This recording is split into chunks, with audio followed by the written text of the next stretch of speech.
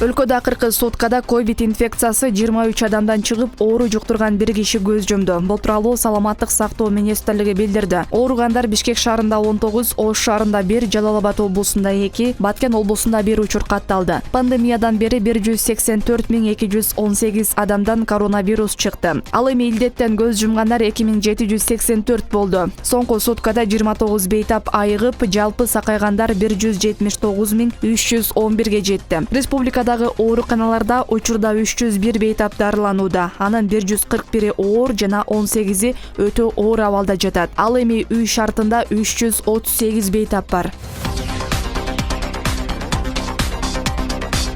Дүйнөлүк саламаттык сактоо уюму коронавирустун жаңы омикрон штаммы тездик менен жайылып жатканын билдирип, ал 89 өлкөдө катталганын кабарлады. Анын айынан Нидерланд локдаун киргизип, Лондондо өзгөчө кырдаал жарыяланды. Нидерланд омикронго байланыштуу локдаун киргизген алгачкы өлкө болду. 19 декабрдан тартып азык-түлүк саткан дүкөндөрдөн башка жерлер, ресторандар, барлар жана көңүл ачуучу жайлар толугу менен жабылды. Мектептер менен жогорку окуу жайлар аралыктан окутууга өттү. Бул өлкөдө үйгө 2 кишиден ашык конок чакырууга да тыюу салынды. Премьер-министр Марк Рюте мындай чаралар аргасыз киргизилгенин айтып, локдаун 14 январга чейин уланарын билдирди. Британияда 3 күн катары менен коронавирус жуктуруп алгандардын саны эң жогорку көрсөткүчтөн түшкөн жок. 17 декабрда 93 000 кишиден вирус табылган.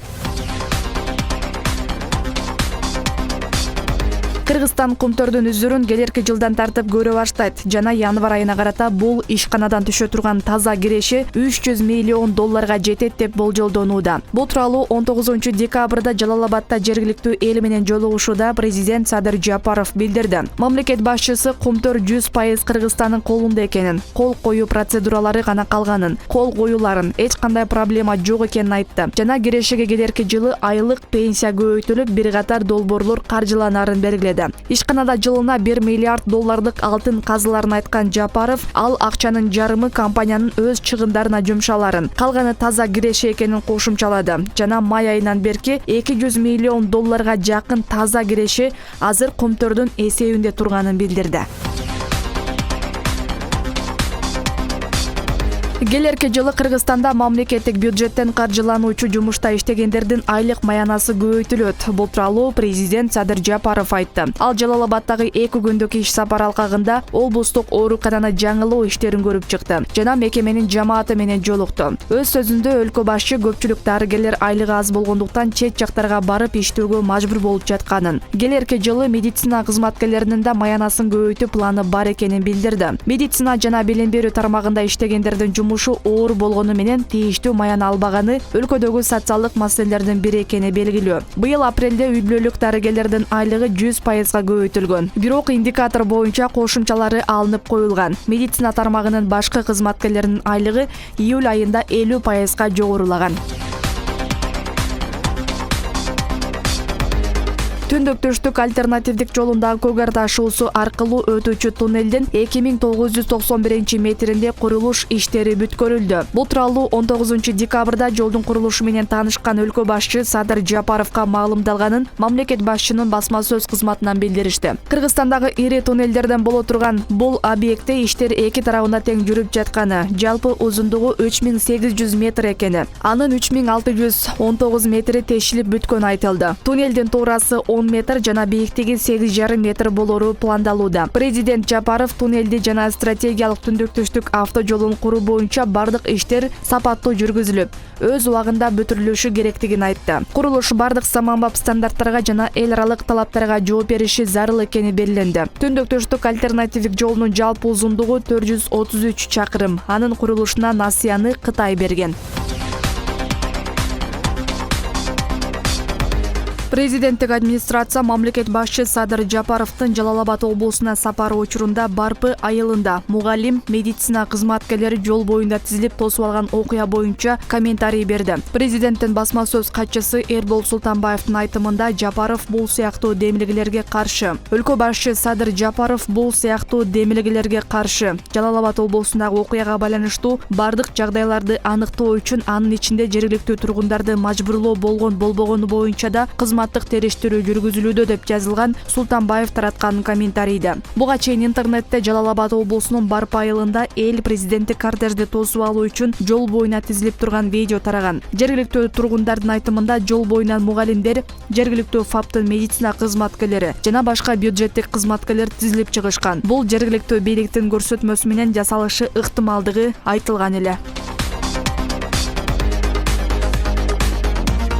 Президент Садыр Жапаров 18-19 декабрда 2 күндүк иш сапары менен Жалал Абад облусунда болду. Иш сапарынын алкагында мамлекет башчысы Кыргыз Республикасынын Улуттук коопсуздук комитетинин Жалал Абад облусу боюнча башкармалыгынын жаңы имаратынын ачылышына катышты. Башкармалыктын жаңы имараты зарыл болгон заманбап технологиялар менен толук жабдылып, кызматкерлерге эмеректер коюлуп, эмгек шарттары учурдун талаптарына жана стандартка жооп берет. Андан ары мамлекет башчысы Кыргыз нефтегаз АЧ акционердик компаниясынын алдындагы Кыргыз Petroleum Company жабык акционердик компаниясында болду. Аталган ишкана 2020 жылы 47 миллион сомго зыян тарткан болсо, үстүбүздөгү жылы анын таза кирешеси 160 миллион сомду түзгөн. Ийгиликтүү көрсөткүчтөргө Кыргыз Petroleum Company АЧ акционердик компаниясына 100% ээлик кылган Кыргыз нефтегаз дагы жетишкен. Алса компаниянын үстүбүздөгү жылдагы таза кирешеси 2020 жылга салыштырмалуу 558 миллион сомдон 2,5 миллиард сомго өскөн. Иш сапарынын экинчи күнүндө Садыр Жапаров облустук клиникалык ооруканага барып, Жалал Абад облусундагы медицинанын абалы менен таанышты.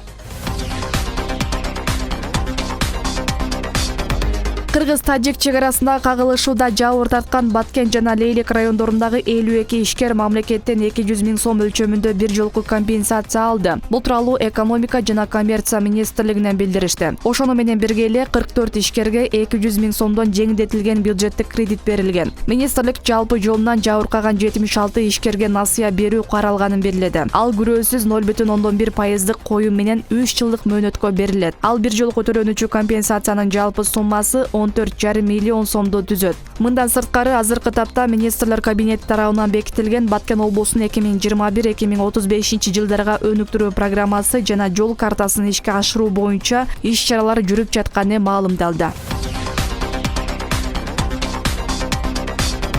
Жогорку кеңешке шайлоого номер 31 Чүй-Кемин округунан катышкан Медербек Сакараевдин талапкерлиги жокко чыгарылды. Борбордук шайлоо комиссиясы аны талапкер кылып каттоо тууралуу чечимин 18 декабрда жокко чыгарганын басма сөз кызматынан билдиришти. Боршайкомдун маалыматына караганда Сакараев депутаттыкка талапкер болуп 11 октябрда расмий катталган. Бирок башка өлкөнүн жаран эместиги тууралуу так маалымат көрсөтүү алган жок. Ал Казакстандын жаран экени жөнүндөгү арыздар БШКга Сакараевдин шайлоодогу атаандаштарынан келип түшкөн. Шайлоодо Сакараев өз округунан эң көп добуш алган. Анын расмий өкүлү Боршайкомдун чечими менен сотко кайрыларын билдиргендиктен Чүй-Кемин округундагы шайлоонун жыйынтыгы азырынча чыгарылбай турган болду. Кыргызстан мусулмандарынын дин башкармалыгы жана Куран Ордо диний уюму алгачкы жолу кыз-келиндер арасында Куран жазы аттуу республикалык Куран жарышын жарыялады. Бул тууралуу муфтияттан билдиришти. 22 декабрь күнү аймактарда тандоо туруу уюштурулуп, жеңүүчүлөр финалга жолдомо алышат. Финал 26 декабрь жекшемби күнү Бишкектеги борбордук мечитте өтөт. Жеңүүчүлөргө жана алдыңкы орунду алгандарга кичи ажылыкка жолдомо, кызыктыруучу белектер жана акчалай сыйлыктар берилери айтылды.